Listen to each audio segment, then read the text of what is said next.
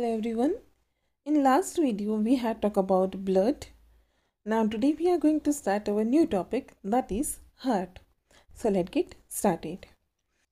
The heart is an organ which beats continuously to act as a pump for the transport of blood, which carries other substance with it.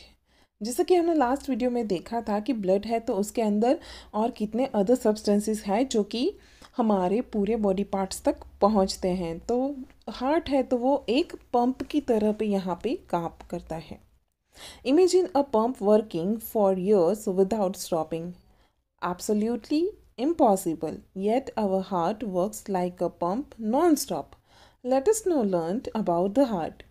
कि अगर कोई pump है तो आप सोचिए कि अगर वो एक साल में पूरा विदाउट स्टॉपिंग वो चल रहा है तो हमारा जो हार्ट है तो वो भी तो वही काम कर रहा है जो कि नॉन स्टॉप चल रहा है, कहीं पे भी स्टॉप नहीं हो रहा है। अगर स्टॉप हुआ तो ऑब्वियसली हम नहीं रहेंगे। The heart is located in the chest cavity with its lower tip slightly tilted towards the left। कि आप सबको हार्ट की पोजीशन पता है कि वो चेस्ट कैविटी के अंदर थोड़ा स्लाइटली टिल्टेड मतलब कि थोड़ा सा झुका हुआ लेफ्ट साइड में है। Hold your fingers inwards on your palm, कि अगर आप अपना पाम है तो वो बंद करें तो आपकी फिंगर सारी अंदर आ जाएंगी। दैट मेक्स योर फिस्ट, कि वो आपकी फिस्ट बन गई। योर हार्ट इज़ रफली the size of your fist, कि आपका जो हार्ट है तो वो आपकी फिस्ट के जितना रफली हो सकता है।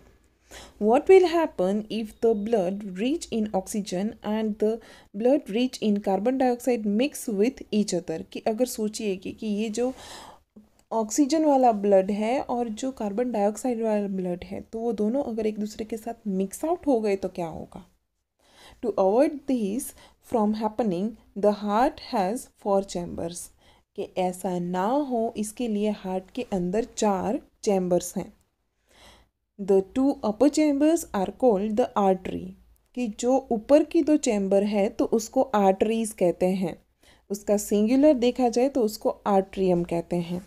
And the 2 lower chambers are called ventricles, कि जो लोअर चैम्बर है उसको वेंट्रिकल कहा जाता है। The partition between the chambers helps to avoid mixing up of blood rich in oxygen with the blood rich in carbon dioxide, कि ये जो सेक्शन है उसकी वजह से जो कार्बन डाइऑक्साइड वाला ब्लड है और जो ऑक्सीजन वाला ब्लड है जिसकी वजह से वो मिक्स आउट नहीं होता है, वो उसको रोकता है। To understand the function of the circulatory system, start from the right side of the heart in figure 11.3 and follow the arrows. This arrow shows the direction of the blood flow from the heart. कि यहाँ पे एक image दिया गया है तो जिसके अंदर हम ये समझ सकते हैं कि कैसे ब्लड का फ्लो होता है। To the lungs and back to the heart from where it is pumped to the rest of the body। आपके पास टेक्स्ट बुक है जिसके अंदर आप 11.3 जो फिगर है तो उसके अंदर जो एरो दिखाए गए हैं तो वो एरो को देख के आप ये कर सकते हैं, अंदाज़ा लगा सकते हैं कि जो ब्लड है तो वो कैसे फ्लो होता है, जो कि आपको होमवर्क मिला था फिगर ड्रॉ करने का। तो यहाँ पे है फिगर जो कि सेक्शन ऑफ ह्यूमन हार्ट दिखाया गया है। तो देखिए फर्स्ट जो दिखाया गया है तो वो वेना कावा है और दूसरा जो उसके नीचे जहाँ पे 3 पाइपलाइन स्ट्रक्चर दिखाया गया है तो उसको ओर्टा कहते हैं।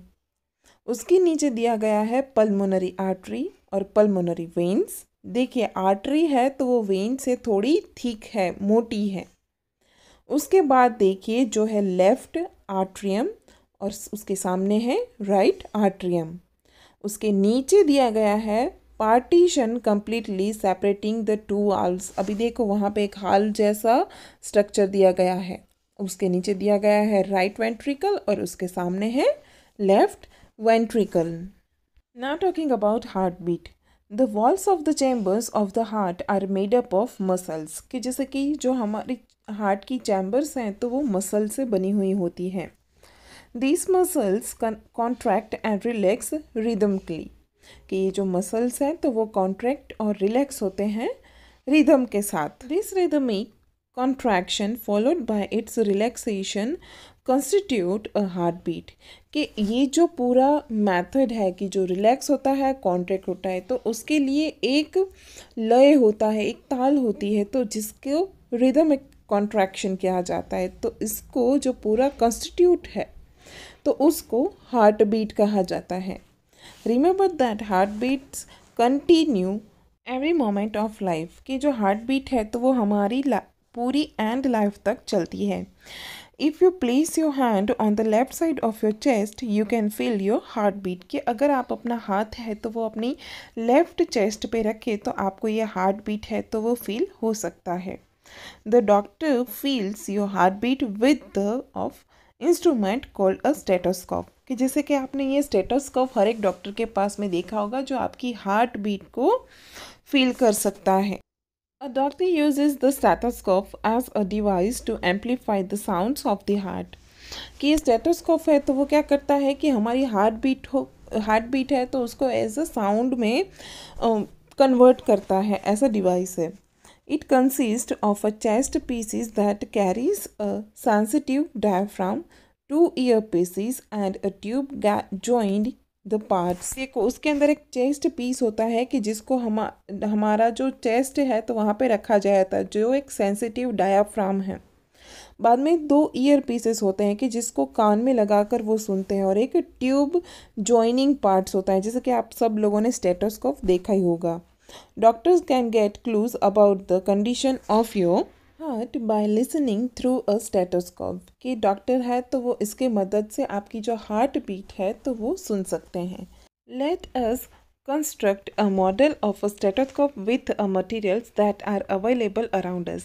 तो देखिए अभी इसके नीचे जो आपके पास टेक्स्ट बुक है तो आप देखिए जिसके अंदर नीचे एक्टिविटी दिया गया है, तो ये एक्टिविटी मैं आपको नहीं करवाऊंगी, आप खुद से करेंगे क्योंकि ये ऑलरेडी आपने आगे के स्टैंडर्ड में पढ़ लिया है। तो ये नीचे दिया गया एक्टिविटी है तो वो आप खुद करेंगे, जो कि बहुत ही ईजी एक्टिविटी दिया गया है।